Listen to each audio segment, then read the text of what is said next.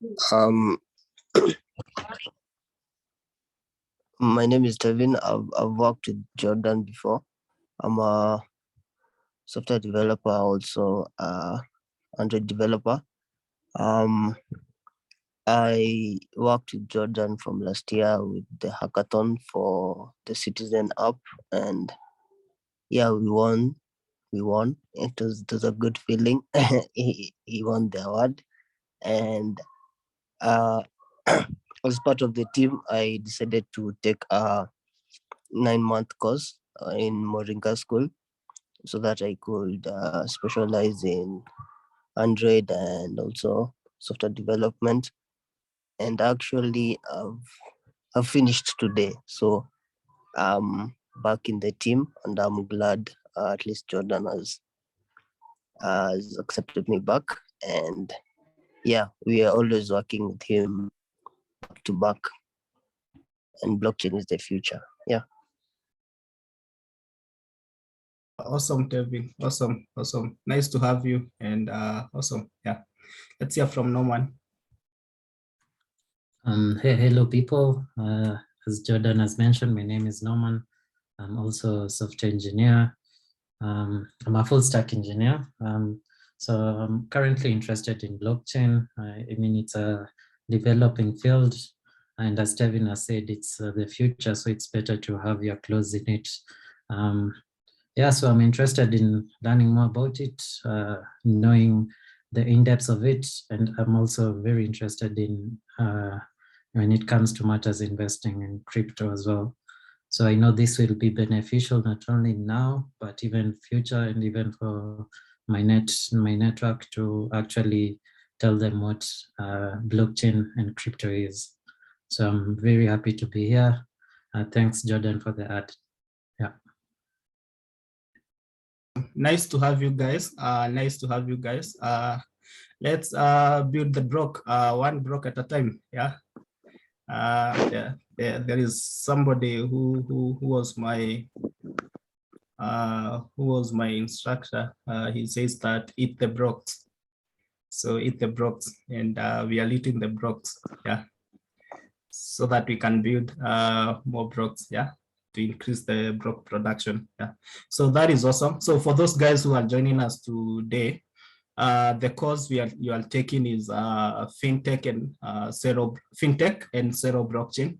So there is a lot of FinTech innovation going on around the Celo blockchain, and that's why we decided to create this course on FinTech and Celo blockchain. So this bootcamp will consist of a series of events and live hackathons and such. So there are people who are here who are participating in hackathons, like Ambrose, Raymond, and Lecho. They are participating in hackathons. And yeah, so there is a lot of opportunity around the Celo blockchain. And as you have heard from Tevin, the first hackathon he was able to participate, he won, and he was able to go further his learning. Yeah.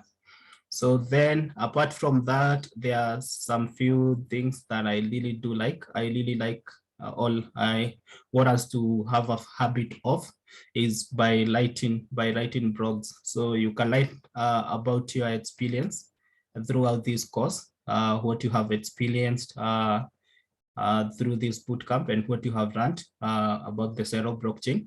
So I will require you guys to actually write either on weekly basis, or after 2 weeks, you can write a blog article concerning what you have learned and what you have experienced throughout this bootcamp. And another thing is that make sure that whichever project we do, whichever project that we will have done, make sure to push your GitHub repo. So I remember there is a questionnaire that I passed out in the various developer groups and forum that was about developer questionnaire on blockchain.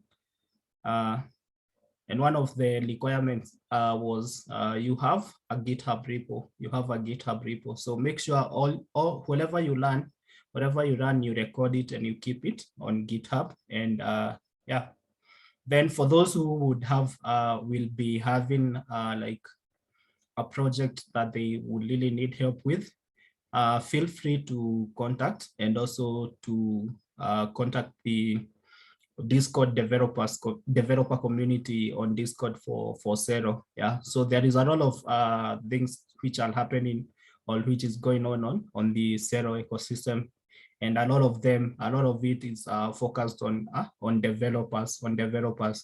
Yeah. So from the survey that you guys answered, there is a lot of need for learning to know more about blockchain. Yeah, and the field is not. It doesn't have a lot of people in the field. We don't have a lot of people in the field. So you guys will be lucky once you master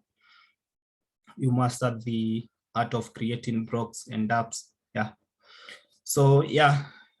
So a bit of a recap of what we did yesterday. So yesterday we did. I think I can start from the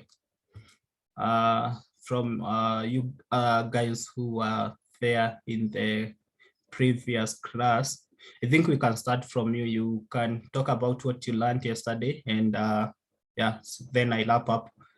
Yeah, so from my chat list or participant screen, Ambrose, sorry man, you're the first one on the chat, so we'll start with you. Yeah, talk. Yeah, so say what you learned yesterday, and yeah. Well, good afternoon or good evening, everyone. Well, basically, what I took home yesterday was more of the blockchain being divided into the header and the data. And we talk of the various components that we have on the header, which is the norm, the ID number, and the hash of that block. Then we move on to the various type of consensus, for the blockchain, and then also look at the different type of blockchain. We talk about the public, the private, the hybrid of blockchain, and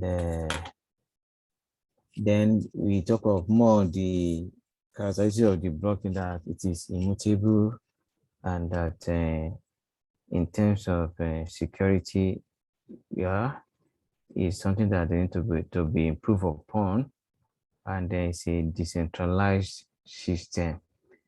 So, and things we can do, a lot of things you can do with blockchain in the medical field, even in public sector, and so on and so forth. I think that is just my own little summary of what I learned yesterday.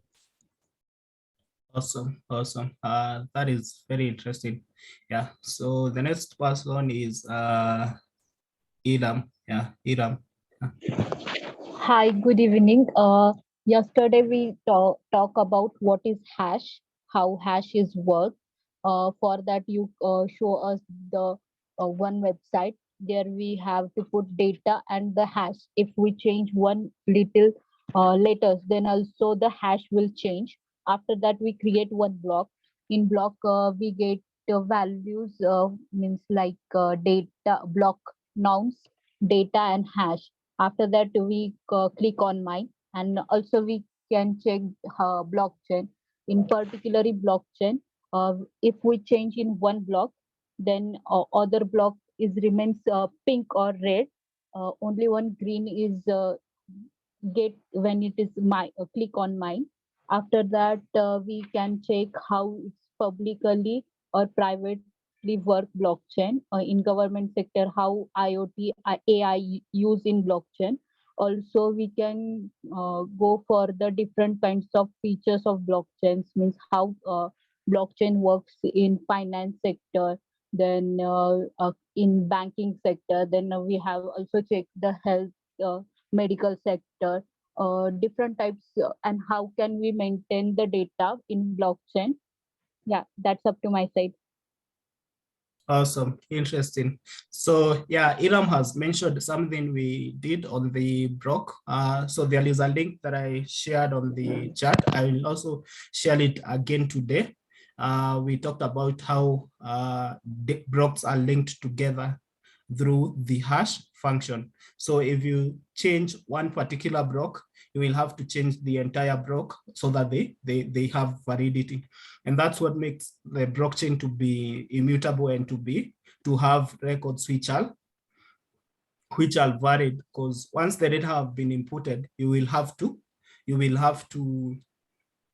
if you want to change one block, you will have to change all the other blocks in the chain, yeah, because they are interlinked to on the using the hash of the previous block, yeah.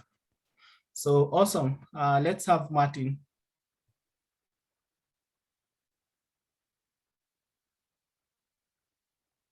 Hello. Yes, we can hear you. Yes, we can hear you.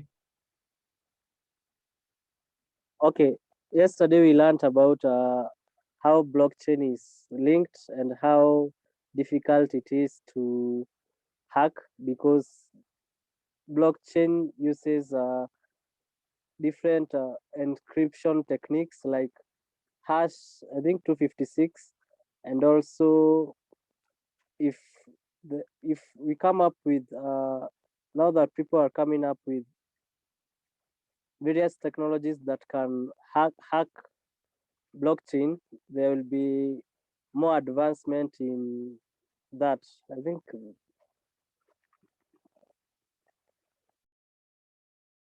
Yeah, awesome.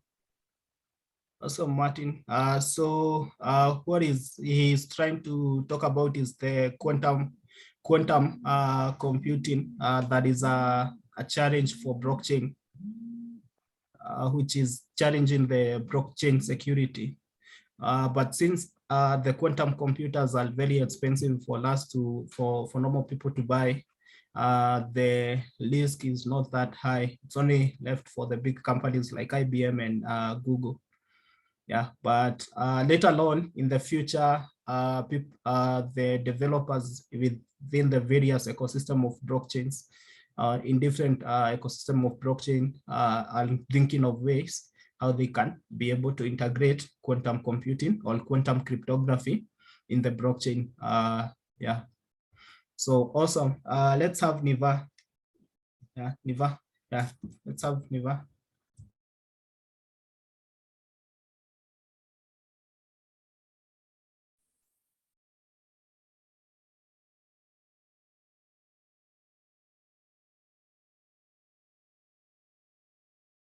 Hello, we can't hear you. We can't hear you, Niva.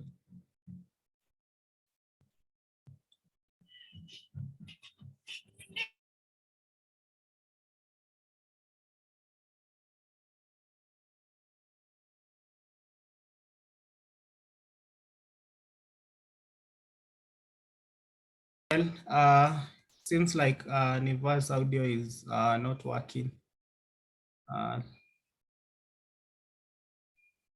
Yeah. So yeah, let's have Rachel. Yeah, let's have Rachel.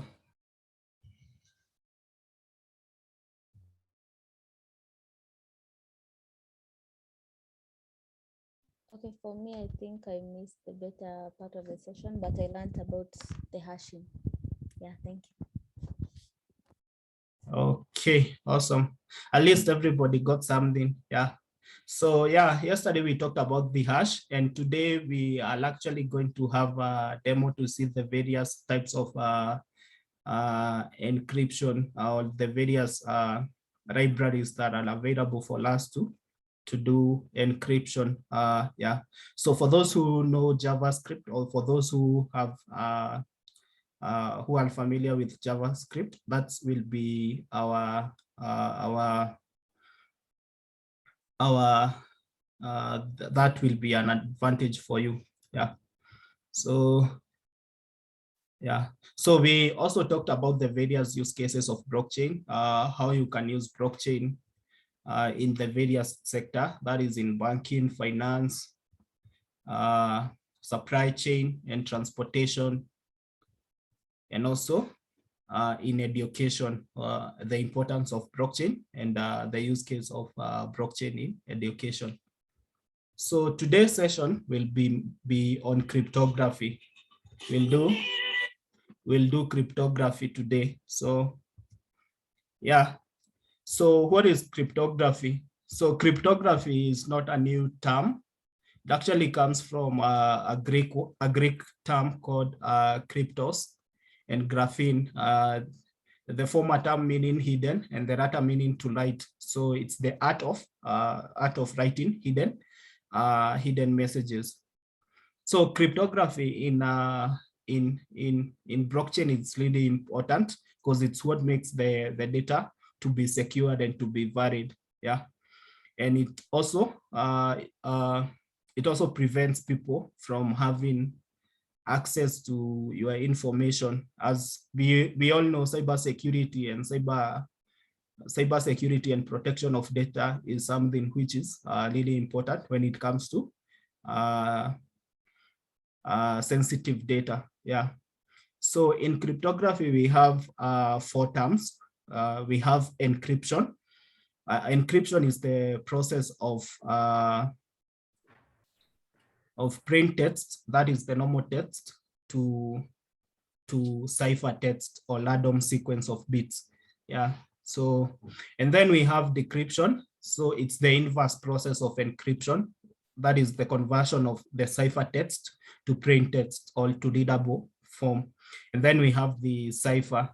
So the cipher is the mathematical function, like cryptographic algorithm, which is used to convert the plain text to cipher. So secure hash function is a cipher. It's a mathematical function which is used to decrypt, not decrypt, but to encrypt words. And then we have a key. So a key is a small amount of information that is required to induce the output of the cryptographic algorithm. So we have 2 types of, not 2, but 3 types of cryptography, which are really used, which are typically used. And in each and every type of cryptography, there are examples which we'll be able to see in a few. Yeah, so to understand cryptography in blockchain, one has to understand the types of cryptography used. So there are mainly 3 types of cryptography. One is the symmetric key cryptography and asymmetric key cryptography. Asymmetric and symmetric key cryptography. So, and then we have the hash function. So symmetric key cryptography, in this type of encryption, we take a single key into application. So you only have one single key. Let me give a better example for symmetric key cryptography. It's like when you are in a home. When you are in a home and you share your home with your siblings, and then you are given a similar key. You all have the same key to open that door. So if somebody loses that key, then and a thief is able to get a hold of that key. Normally, for people who have done security, they are called security. Those guys are called eaves. From the name eavesdropping. Yeah. So if they are able to get hold of the key, they are able to access everything, your entire homes. Your entire home or resident, they are able to access the bedroom, the living room, everything. They will be able to get hold of anything inside your apartment. Yeah. So this common key is